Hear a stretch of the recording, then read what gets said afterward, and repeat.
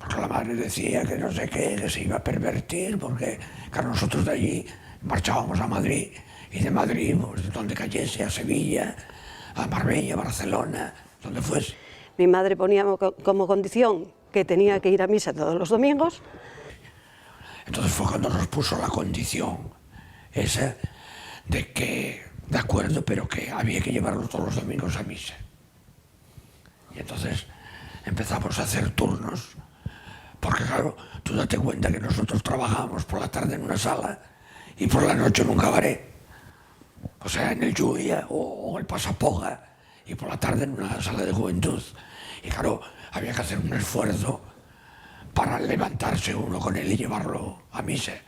Entonces hacíamos turnos. Un domingo lo llevaba uno, otro domingo otro, pero al tercer domingo ya dijo Tino, oye, vamos a dejarnos de esas historias de mi madre y vamos a dormir la mañana, y ya nunca más, ya hubo las misas. Y por lo visto, claro, yo no estaba allí, pero por lo visto con 2 o 3 veces que fue, cumplió. Y así fue el cambio del de Zafiros a los archiduques. La primera actuación de Tino fue con archiduques, en el Hotel Don Pepe de Marbella.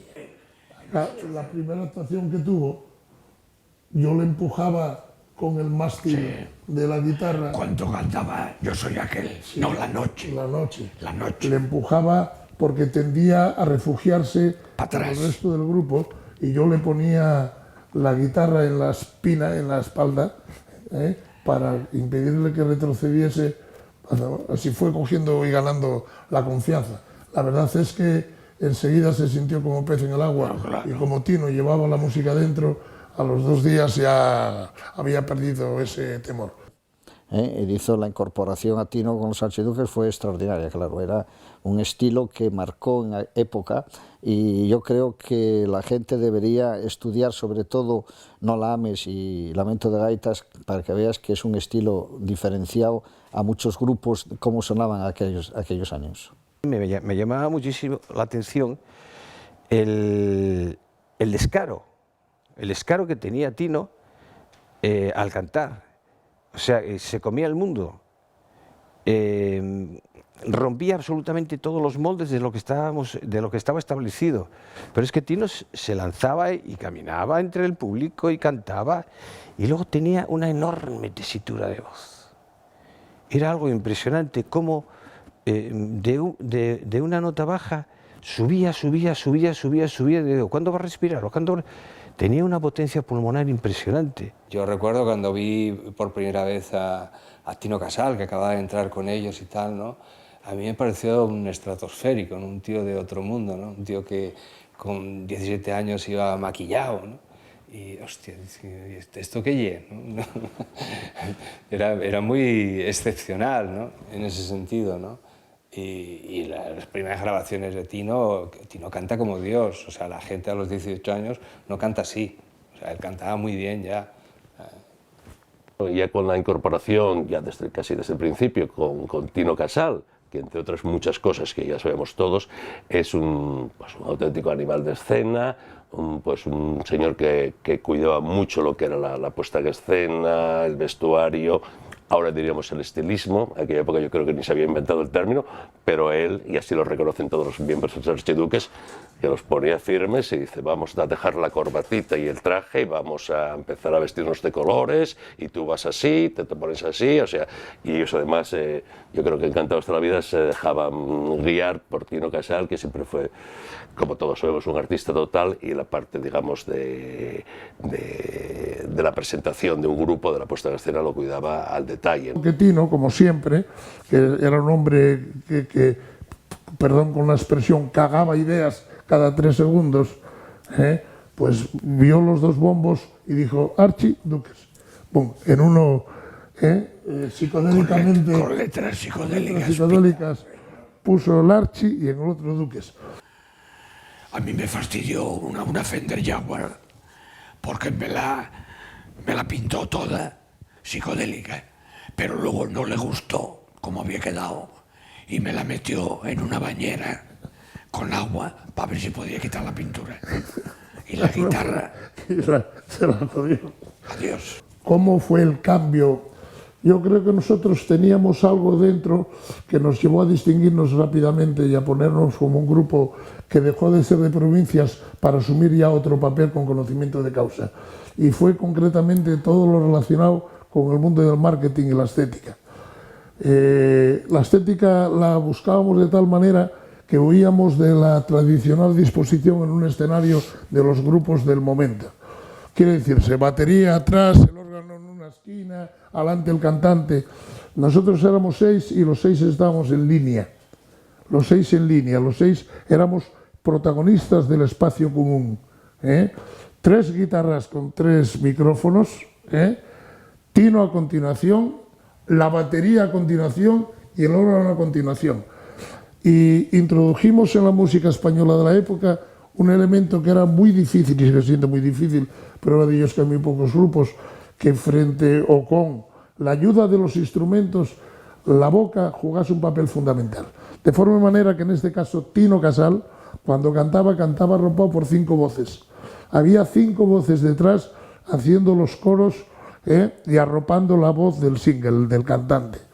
Y eso que era muy difícil, y sigue siendo muy difícil, nos llevaba muchas horas de trabajo y teníamos que reeducar la voz. Una vez a la semana teníamos que dejar los instrumentos a un lado y a capela, solamente marcando el piano, las voces de cada uno, porque es muy difícil o es muy fácil irse cuando vicias una voz.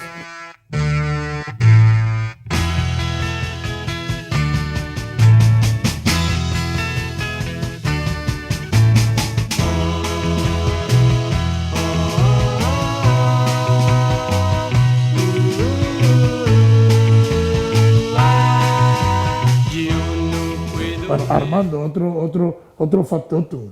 Armando era musicalmente, a mí de Armando, yo recuerdo que con Armando todas las canciones sonaban diferentes, porque tenía tal dominio del piano que cuando interpretaba lo que había interpretado ayer ya no era lo que interpretaba hoy y viceversa.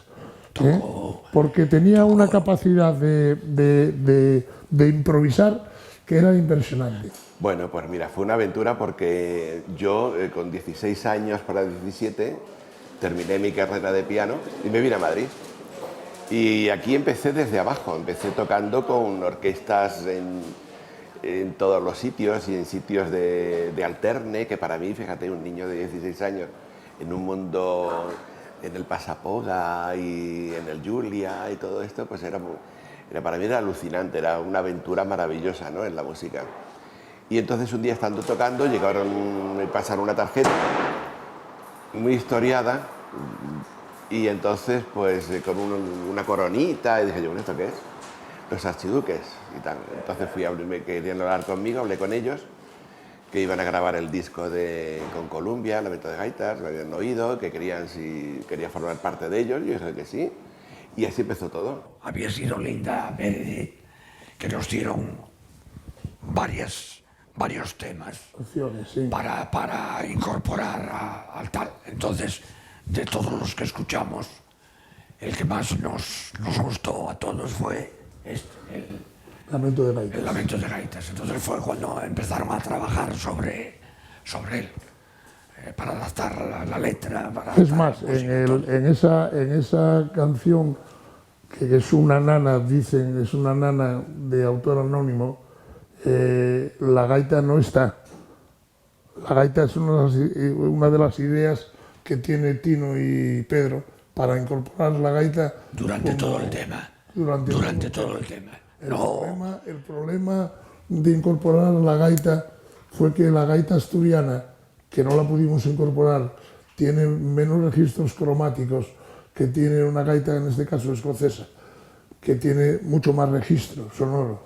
Y entonces las capacidades para poder dar los tonos menores son mucho mayores, porque la gaita asturiana todas las notas no las da y las menores muy difícilmente. Tuvimos la suerte de que coincidimos con un amigo que encontramos allí, Ronnie Bacana, que era un estudiante. Estaba con Tito. Y tocaba la gaita. Y probamos, y aquello fue como yo no sé si Fleming, cuando descubrió la penicilina, pegaría ese salto. Yo me acuerdo cuando hablaba con Evia o con Quirós, o bueno, con los gaiteros estos, yo siempre se lo recordaba o se lo daba a conocer, ¿no? Tú sabes la primera vez que fuera del ámbito de la música tradicional o la música folk se mete una gaita. Bueno, pues muchos ni lo conocían. Ahora, con este revival que hay constante, yo creo, de Tino Casal y los Archiduques, pues todo el mundo sabe lo que es el lamento de gaita y esa gaita que se introduce ahí, tocada además creo que era por un escocés, creo que además que chumaba bastante para hacer ese solo de gaita. Respecto al gaitero que lo trajeron, dice, llegó borracho, macho borracho. tenía que sujetarlo, que caía en la televisión, se nos caía para un lado. Digo, no, lo de Buchanan es una leyenda urbana. Él únicamente que desayunaba, en vez de un café con donuts, tomaba 2 whiskies para desayunar. Pero bueno, eso es una cosa normal. En un escocés, con 2 whiskies para desayunar, al contrario, los ánimos se ponen en actitud positiva y grabó rápido, ¿eh? ¿No crees tú que hubo que hacer muchas tomas? No sé si fue la segunda o la tercera. De alguna forma te da la idea del carácter innovador en el aspecto musical que tenía Tino Casal. Porque vamos, ahora pues que hablamos constantemente de fusión, del folk con el rock, pero en aquella época era una auténtica marcianada. O sea, un grupo de pop rock meter una gaita, ¿esto qué es? O sea, era una cosa que no tenía ningún sentido, excepto para la gente que ve la historia musical, digamos, con cierto adelanto. Bueno, yo tengo un recuerdo fantástico, ¿no? Cuando empezó a sonar en la radio Lamento de Gaites, ¿no? Que era la primera vez que yo había escuchado que se metía una gaita en un disco pop, ¿no? Eso no se había hecho antes, ¿no?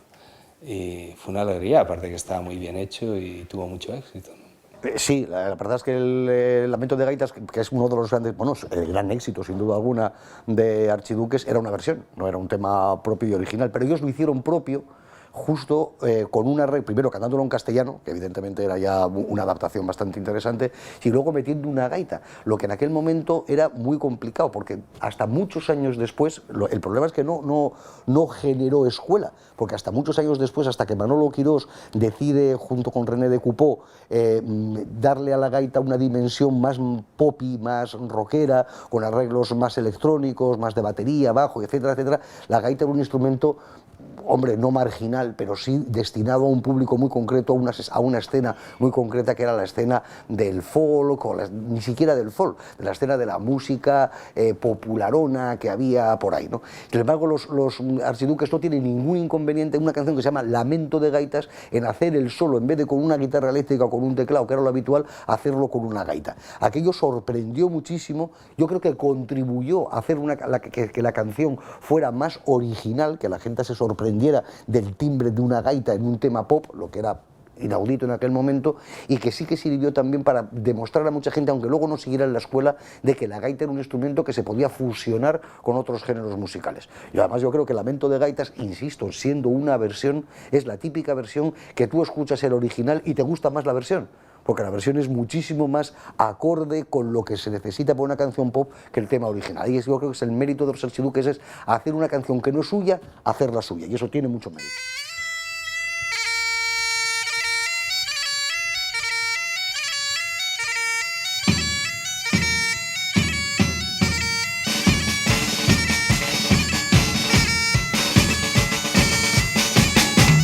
Me siento tan triste como aquella noche en que tú te fuiste de mi lado en Asturias. Era para un programa nacional en el cual iban recorriendo varias localidades españolas, y pues, bueno, cuando tocaba Asturias eligieron a los Archiduques para grabar ese videoclip. Y entonces en el terreno cultural, Archiduques de aquella tenía un peso grande musicalmente hablando, y fuimos elegidos por Televisión Española para rodar aquí. Posiblemente haya sido el primer videoclip que se grabó en España en blanco y negro. El concepto de videoclip casi empieza en los años 80, ¿no? Pero de alguna forma, pues ya en los primeros programas de televisión veíamos un grupo haciendo playback, por supuesto, fuera un poco del escenario, digamos que eran los orígenes, ¿no? La prehistoria del videoclip. Y en ese sentido, pues Archiduques con Lamento de Gaitas, y un poco más tarde, en la primera época de Tino Casal, antes de llegar a Embrujada, la época del Festival de Benidorm o de Embórrachate, pues él, yo creo que con esa idea que tenía siempre Tino Casal de que es la representación, la parte, digamos, visual, él lo tenía muy claro. Entonces, bueno, casi podemos decir que los primeros videoclips fue El lamento de gaitas y posteriormente, ya de una forma más clara, hecho además aquí en Asturias, fue el Embórrachate de Tino Casal. Y aparece caminando por esa calella con una guitarra que obviamente él no tocaba, pero que de alguna manera, bueno, pues introducía el vídeo después de la toma aérea, por llamarla de alguna manera, inicial, en la que yo aparecía descendiendo de las nubes. Realmente ese era el efecto que se perseguía. Fue la cúspide, el cenit de lo que musicalmente hablando significó Archiduques en la década 60-70. Pues hombre, fue muy importante en su momento, aunque no se valoró en su justa medida, y con el paso de los años ha quedado como uno de los primeros videoclips, aunque en aquella época no se llamaban videoclips y no eran videoclips, como un hecho casi, bueno, no había precedentes. Rompió total y absolutamente el sistema que había de los grupos en aquella época, porque sí que salían en televisión los grupos, sí que actuaban en programas de televisión, pero no se grababa videoclip, tampoco había un mercado para poder colocar el videoclip, o como se llamara, o la película promocional del disco o de la canción. En Asturias no funcionó muy bien porque mucha gente ni se enteró, además había una televisión de aquella y solían salir las cosas una vez en la vida y ya nunca jamás. Tampoco se ha recuperado ese videoclip como algo muy importante para la música asturiana, porque fue el único grupo que lo hizo en su momento, grupos de aquella época, hasta luego la Banda del Tren, muchos años después. Hay una laguna tremenda en ese tipo de soporte musical, pero sí que era, bueno, para ellos no era extraño, porque también venían de hacer películas y era algo natural para un grupo poderoso y potente como eran los Archiduques en aquel momento. Prefiero Telefunken, imagen Telefunken, sonido Telefunken, porque Telefunken es para toda la vida. La idea surge porque Telefunken pone en el mercado un aparato de radio, un transistor del tamaño de una cajetilla de tabaco. Y entonces el guionista del anuncio, el eslogan que le viene muy bien al anuncio, dice: llévese a los mejores o llévate a los mejores conjuntos españoles en el bolsillo. Y entonces, para dar sentido a ese... Para el lanzamiento. Para dar sentido a ese eslogan, llévese a los mejores conjuntos españoles en el bolsillo, entramos en escena nosotros, como uno de los mejores conjuntos españoles que están apoyando esa campaña, que es un anuncio publicitario al que nos pagan y se rueda en la casa de campo. Sí, pero había sido un lanzamiento espectacular. Sí, porque también estuvo apoyado en vallas y en prensa, en revistas. Fue un lanzamiento. Revistas de la época, pues está el lanzamiento de ese aparatín de radio. Tuvimos que grabar la música y luego tuvimos que grabar las imágenes, pero estuvimos